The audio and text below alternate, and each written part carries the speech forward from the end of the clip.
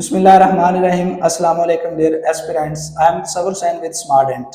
आज की इस वीडियो में हम बात करेंगे PMS. PMS abbreviation provincial management services.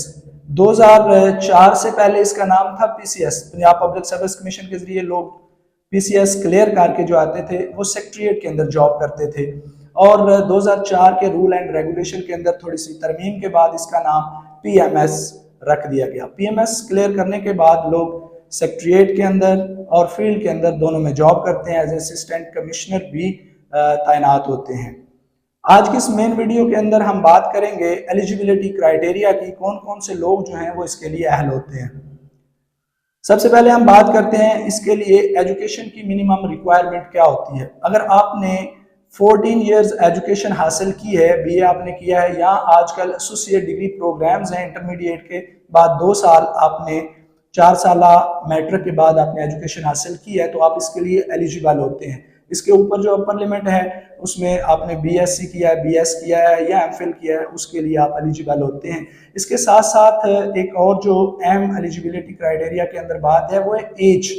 As की अगर हम बात करें तो जिन लोगों की 21 साल से 30 साल तक उम्र होती है वो इसके लिए एलिजिबल होते हैं।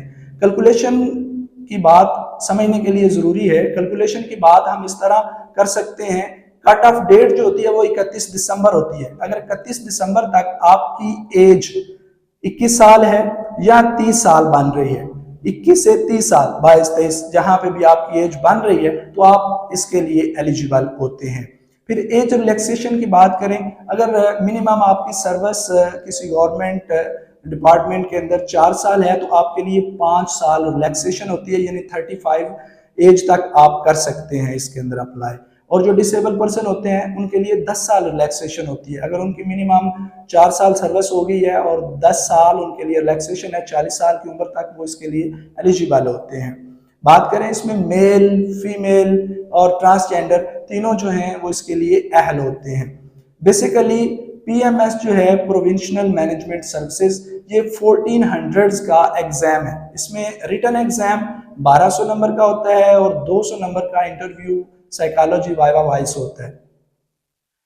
इसमें अगर हम बात करें रिटन टेस्ट की तो इसमें 6 कंपलसरी सब्जेक्ट होते हैं, उनका 600 नंबर होता है, और इसी तरह 6 इलेक्टिव सब्जेक्ट होते हैं और जिनके 600 नंबर होते हैं। 1200 टोटल और 200 वो, ये 1400 नंबर के अंदर क्राइटेरिया हम ला के अगर वो सीट्स के मुताबिक उनकी एग्रीगेट बनती है तो उनको एलोकेशन कर दिया जाता है।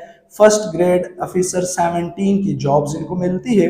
उम्मीद करते हैं एलिजिबिलिटी क्राइटेरिया के बारे में, एज लिमिट किस तरह काउंट करनी है, कोई भी आपका क्वेश्चन होगा तो आप हमारे साथ शेयर कर सकते हैं। अगर इसकी कोर्स सिलेक्शन या किसी और बारे में पीएमएस की आपको मालूमात चाहिए तो वो हमारे इस चैनल के ऊपर आपको मिल सकती है। Lastly, be a smart student.